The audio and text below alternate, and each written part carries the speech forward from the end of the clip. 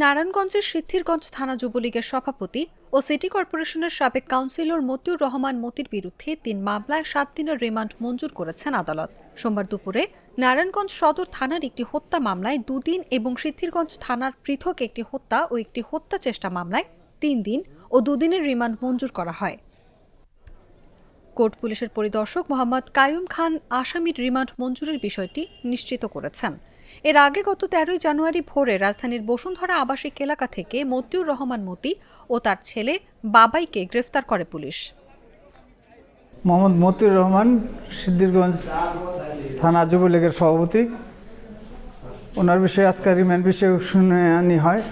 তার মধ্যে সিদ্ধিরগঞ্জ থানায় 2টি মামলায় 5 দিন, এক মামলায় 2 দিন আর এক মামলায় 3 দিন এবং নারায়ণগঞ্জ সদর থানার হত্যা মামলায় 2 দিন, মোট 3 মামলায় 7 দিনের রিমান্ড মঞ্জুর হয়েছে বিজ্ঞ আদালতের নির্দেশক্রমে।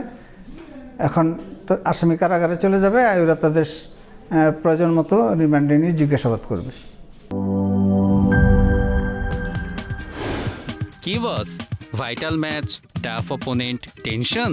কাম অন ব্রো, অপোনেন্টকে নিয়ে ভাবার সময় আছে।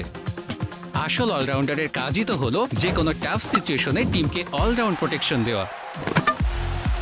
জাস্ট লাইক মাই টাইলক্স, যার অ্যান্টিব্যাকটেরিয়াল এজেন্ট টয়লেটের কোনায় কোনায় পৌঁছে 99% জীবাণু ধ্বংস করে, টয়লেটের কঠিন দাগ ও দুর্গন্ধ দূর করে টয়লেটকে রাখে ক্লিন আর সুবাসিত।